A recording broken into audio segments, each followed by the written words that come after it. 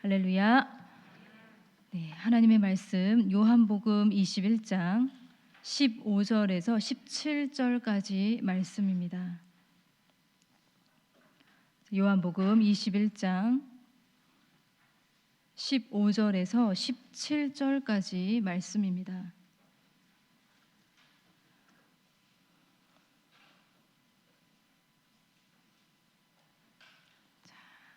하나님의 말씀 같이 함께 합독하시겠습니다. 그들이 조반 먹은 후에 예수께서 시몬 베드로에게 이르시되 요한의 아들 시몬아 내가 이 사람들보다 나를 더 사랑하느냐 하시니 이르되 주님 그러하나이다. 내가 주님을 사랑하는 줄 주님께서 아시나이다.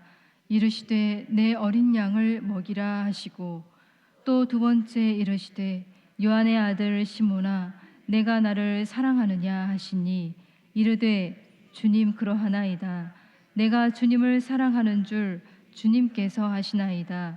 이르시되 내 양을 치라 하시고 세 번째 이르시되 요한의 아들 시몬아 내가 나를 사랑하느냐 하시니 주께서 세 번째 내가 나를 사랑하느냐 하심으로 베드로가 근심하여 이르되 주님 모든 것을 아시오매 내가 주님을 사랑하는 줄을 주님께서 아시나이다. 예수께서 이르시되 내 양을 먹이라. 아멘. 네. 오늘도 또다시 부활의 이야기입니다.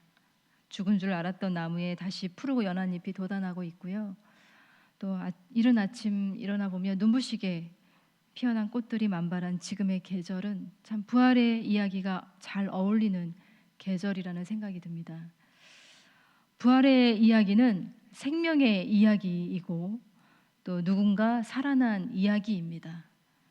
예수님이 살아나셨고 또 예수님에 의해서 누군가 살아난 이야기, 또 앞으로 살아날 이야기입니다. 그러나 우리의 삶 도처에는 죽음의 이야기가 가득한 것 같습니다. 국가와 국가 간의 소통이 죽었고 평화가 죽었다고 합니다. 공의로운 판결이 죽었고 정의가 죽었다고 합니다. 때 묻은 돈봉투 때문에 지지율이 죽었다고 하기도 합니다. 지극히 평범하고 소박한 이 청년들의 꿈이 밟혀 죽었다고 합니다. 경제가 죽어가고 있고 오랜 지인과의 신뢰가 죽었고 또 지고지순했던 사랑도 죽었다는 그런 도처에 이 죽음의 이야기들이 가득한 것 같습니다. 또 누군가의 아버지, 누군가의 남편, 누군가의 아내, 또 누군가의 어머니, 또 형제, 자매 그들을 떠나 보내었다는 이 비통한 소식을 우리가 듣고 한 걸음으로 달려가서 눈물과 후회가 가득한 그 장례 행렬 속에서 위로를 전하고 기도를 하고 예배를 드립니다. 그러나 여러분, 죽음이 짙은 그 한복판에서 드려지는 우리의 예배는 죽음과 절망의 언어보다는 부활과 생명의 언어로 가득하다는 사실을 우리는 발견하게 됩니다. 그 어떠한 예배보다 장례 예배는 위로와 생명, 소망으로 가득한 이야기로 채워져 있습니다. 여러분, 그 이유가 무엇입니까? 우리 주님이 죽음을 이기셨고 부활하셨기 때문입니다. 주님은 살아계십니다. 그런데 요한복음 11장에 예수님이 나사로가 죽었다는 소식을 듣고 이 나사로의 장례식이 한참 진행되던 그 죽음의 한복판에서 비통함과 눈물로 가득한 마르다와 마리아에게 그리고 둘러선 무리들에게 그리고 지금 우리에게 이렇게 말씀하십니다. 나는 부활이요 생명이니 나를 믿는 자는 죽어도 살겠고 무릇 살아서 나를 믿는 자는 영원히 죽지 아니하리니 이것을 내가 믿느냐. 여러분 믿습니까? 나를 믿는 자는 죽어도 살겠고 살아서 믿는 자는 영원히 죽지 아니한다고 말씀하셨습니다.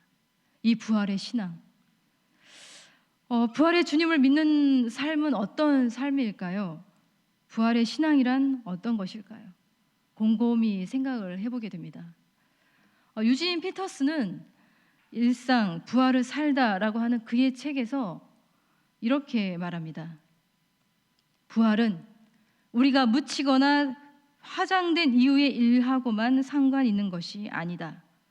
물론 그것과 상관이 있지만 무엇보다도 부활은 우리가 지금 살고 있는 방식과 상관이 있다. 우리가 지금 살고 있는 방식과 상관이 있다라고 말하고 있어요. 우리는 자기 마음대로 살려는 의지를 포기함으로써 죽음을 연습한다. 그러나 포기를 통해서만 우리는 부활을 살 수 있다. 그는 그렇게 말하고 있어요. 그는 부활을 일상 속 실천하는 언어로 가지고 와서 이렇게 표현을 합니다. 부활을 살아가다, 부활을 실천하다, 부활로 말하고 행동하다. 그렇게 표현합니다. 그런데 어떻습니까? 여러분, 우리의 언어에, 우리의 삶에 부활이 가득합니까? 부활의 삶을 살아가는 데 있어서 우리는 여전히 초보 아닙니까? 우리는 부활을 매일 놓쳐버립니다. 우리 안에 부활의 언어가 살아있지 않고 죽어있는 것 같습니다. 나는 죽고 내 안에 부활의 주님이 살아 계셔야 하는데 늘 시퍼렇게 살아있는 것은 죄성으로 가득한 나의 고집이고 나의 주장이고 나의 사랑 없음이고 나의 믿음 없음입니다. 지난 주일에 마가복음 16장의 말씀을 우리가 들었습니다. 마가복음 16장에 11 제자에게 부활 주님이 나타나셔서 그들의 믿음 없는 것과 마음이 완악한 것을 꾸짖으셨습니다. 부활 예수님을 보고도 믿지 않는 제자들이 있었습니다. 그러나 우리도 마음이 완악한 것과 믿음이 없는 것에 대해서 꾸지람을 들어야 할 형편입니다. 여전히 우리의 일상은 주님이 살아 계시지 않는 것처럼 그렇게 말하고 그렇게 행동하고 그렇게 기대하고 있지 않습니다. 우리 일상에 소소하고도 일상적인 배반이 깔려 있어요. 불신앙이 깔려 있습니다. 혹시 우리가 부활 신앙에 있어서 엘리트가 아니다, 우리는 부활의 전문가가 아니고 초보자이니까 괜찮다라고 혹시 생각하는 것은 아닌지 모르겠습니다. 우리는 베드로처럼 치명적인 배반을 저지른 것이 아니기 때문에 그럭저럭 괜찮다라고 생각하시는 것은 아닌지 모릅니다. 아닙니다. 여러분, 한때 수제자였던 이 베드로, 그러나 그가 주님을 부인하고 어떻게 처참하게 무너졌는지 우리는 알고 있습니다. 사탄의 좋은 먹잇감이었던 그가 어떻게 다시 믿음을 회복했는지, 어떻게 다시 부활 신앙을 가질 수 있었는지, 우리는 우리의 눈을 열어서 부활의 주님이 베드로를 만난 그 장면에 우리의 영적인 시선을 클로즈업, 조명하고 온전히 바라볼 수 있었으면 좋겠습니다. 지난주에 저는 그 전달날, 그러니까 갈릴리로 돌아간 7 제자들을 부활의 주님이 만나주시고 와서 조반을 먹으라, 그렇게 따뜻하게 환대해 주시면서 음식을 차려주시고 먹여주신 주님의 이야기로 이 3번째 부활의 주님이 제자들을 만나신 이야기를 들려드렸습니다. 그렇게 그들은 주님이 차려주시는 음식, 바로 조반을 먹었습니다. 그리고 조반을 먹은 후였습니다.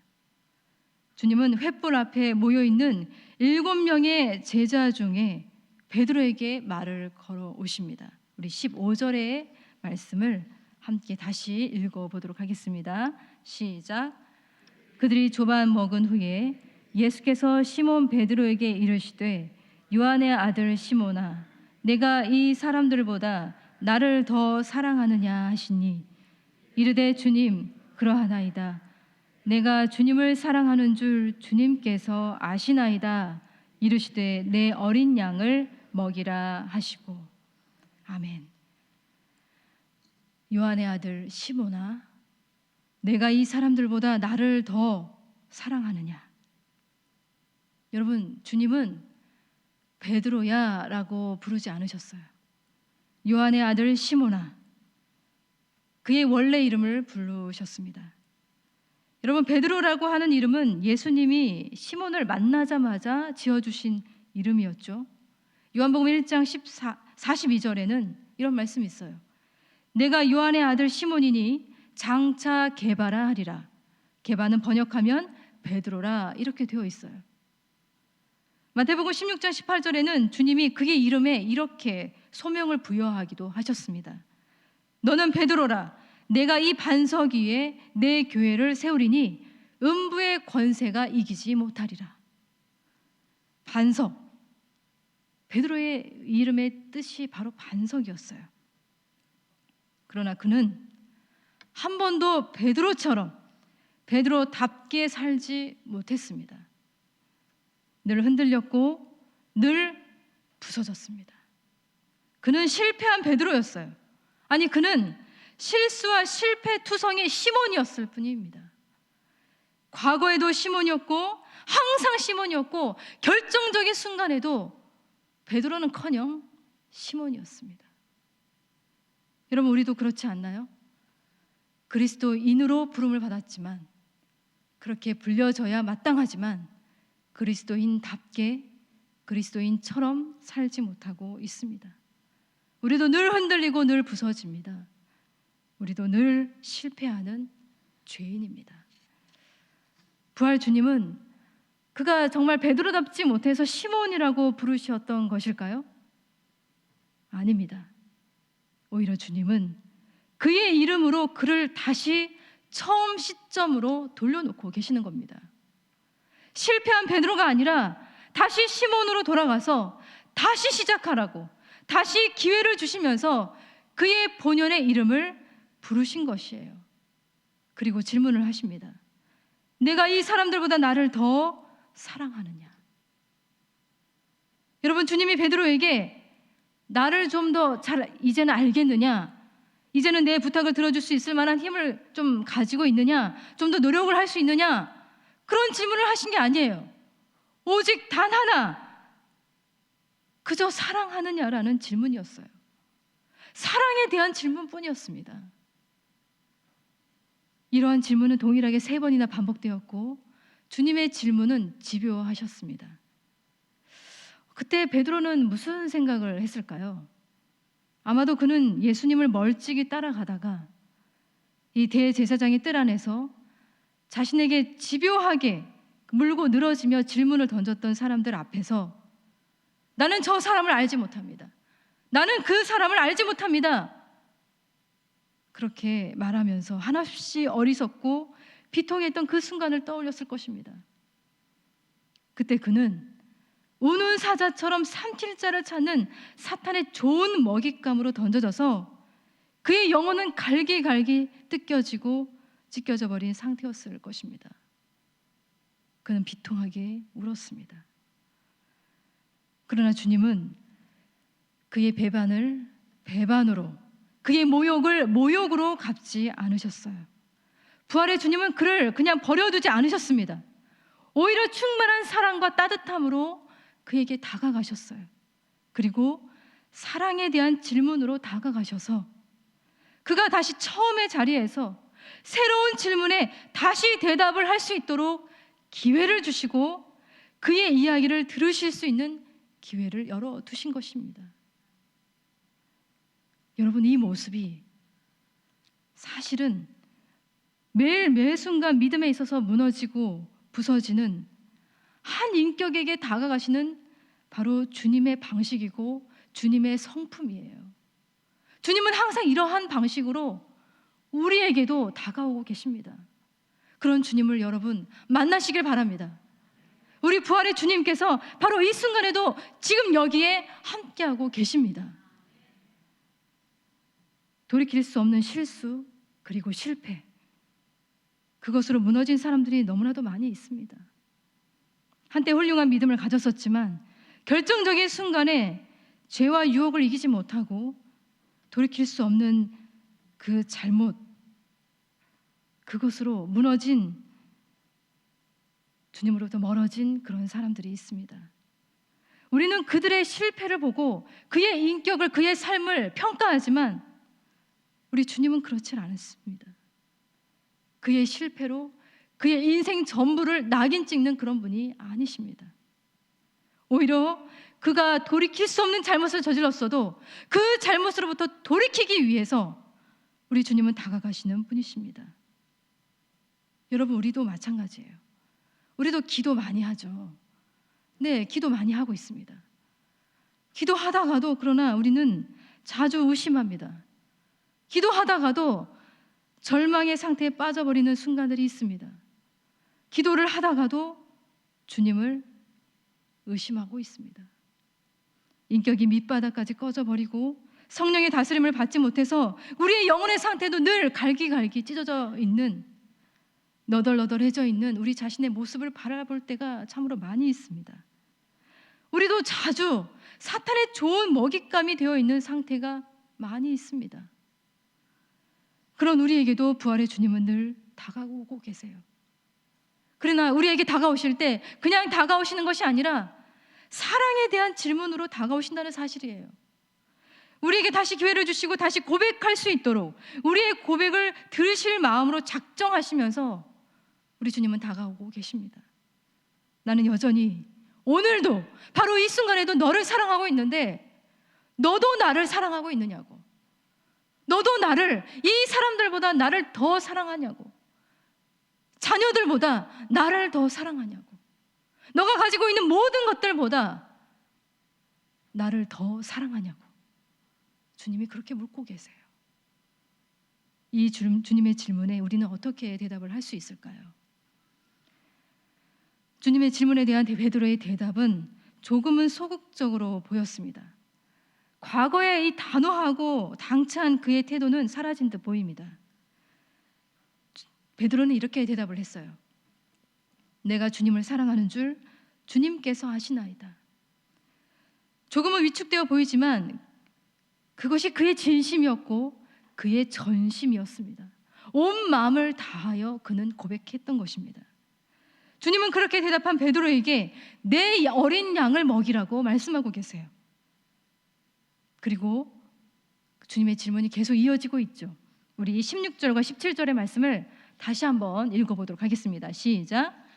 또 두 번째 이르시되 요한의 아들 시몬아 내가 나를 사랑하느냐 하시니 이르되 주님 그러하나이다.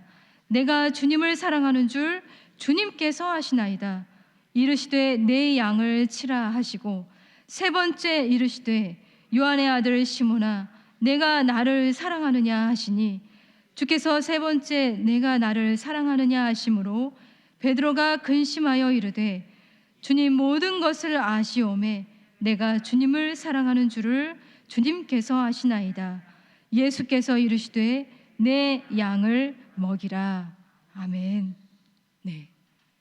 여기 실패한 한 인간이 있고 그 인간을 마주 대해 주신 부활 주님의 이야기가 펼쳐지고 있습니다. 여러분, 이 이야기 속에 실패와 실수에 대한 이야기는 찾아볼 수가 없습니다. 오직 사랑의 이야기만이 있어요. 그리고 내 어린 양을 먹이라, 내 양을 치라, 내 양을 먹이라. 주님의 소명이 다시 선포되고 있고 그에게 부여되고 있습니다. 사랑이 고백되고 사랑이 확인되면서 다시 한 인격이 세워지고 한 사람의 삶이 살아나고 교회가 세워지고 하나님의 나라가 역사하고 있는 그 순간이에요. 여러분, 이 사건을 요한식으로 표현하자면 요한일서 4장 19절에 이런 말씀이 있어요. 우리가 사랑함은 그가 먼저 우리를 사랑하셨습니다. 여러분, 주님의 먼저 찾아오신 사랑이 과거의 실패로 모든 걸 끝장내려고 하는 우리에게 그의 실패를 끝이라고 말하거나 낙인하지 않고 괜찮다고 다시 시작하라고 그렇게 다독여 주시면서 다시 시작하게 하시는 그 말씀이에요. 이 말씀을 바울식으로 표현하자면 로마서 8장 38절의 말씀, 39절의 말씀이라고 우리는 생각할 수 있습니다. 내가 확신하노니 사망이나 생명이나 천사들이나 권세자들이나 현재 일이나 장래 일이나 능력이나 높음이나 깊음이나 다른 어떤 피조물이라도 그것이 설령 우리의 실패일지라도 우리 주 그리스도 예수 안에 있는 하나님의 사랑에서 끊을 수 없느니라. 끊을 수 없습니다. 끊어지지 않는 주님의 사랑이 과거에 머물러 있는 그의 인생을 다시 주님의 미래를 향하여 나아갈 수 있도록 일으켜 세워주고 있는 것입니다. 여러분, 죽음이 가장 압도적이고 죽음이 그 어떠한 세력보다 다 가장 강한 줄 알았지만 사실 그렇지 않습니다.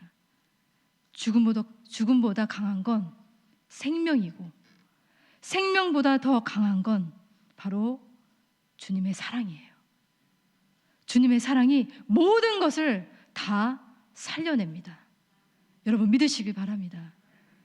요한일서 4장 9절과 10절의 말씀, 이 말씀을 제가 읽어드리겠습니다. 하나님의 사랑이 우리에게 이렇게 나타낸 바 되었으니 하나님이 자기의 독생자를 세상에 보내심은 그로 말미암아 우리를 살리려 하심이라.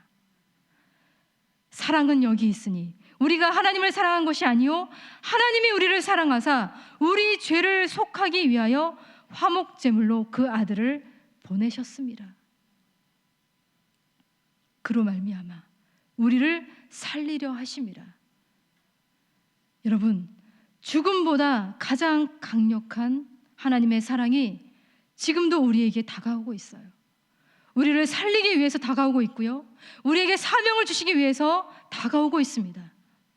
그리고 이 놀라우신 강력한 주님의 사랑이 우리의 중보 기도 대상자들에게도 다가가고 있음을 믿으시길 바랍니다. 주님의 사랑으로 그들은 살아나게 될 것입니다. 베드로에게 그렇게 하신 것처럼 이 사랑의 질문을 가지고 다가오시고 계십니다. 너는 이 사람들보다 나를 더 사랑하느냐? 그 질문에 우리도 사랑으로 나아갈 수 있기를 바랍니다. 주님을 사랑합니다. 더 사랑하기를 원합니다. 내 진심과 내 전심을 다해서, 온 마음을 다해서 주님을 사랑합니다. 그렇게 우리가 함께 고백할 수 있기를 바랍니다.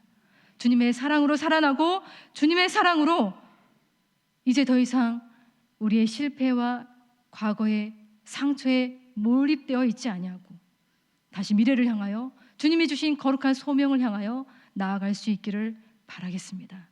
그 부활의 신앙으로 다시 회복되고 일어날 수 있기를 바랍니다. 우리 시간에 함께 기도하겠습니다. 우리 부활의 주님이 우리에게도 다가오고 계십니다. 우리의 이름을 부르시면서 내가 이 사람들보다 나를 더 사랑하느냐고 질문하고 계십니다. 우리가 가장 사랑하는 사람들, 우리의 자녀들보다 더 주님을 사랑하냐고 다가오고 계십니다. 이제 우리도 사랑을 이 시간에 고백했으면 좋겠습니다. 일상적인 패배와 실수로 늘 우리도 주눅들어 있고 주님으로부터 늘 멀어져 있지만 다시 고백하고 또 고백했으면 좋겠습니다. 주님 사랑합니다. 더 주님을 사랑하기를 원합니다. 더 주님을 찾기를 원합니다. 우리에게 주님뿐입니다. 주님밖에 없습니다.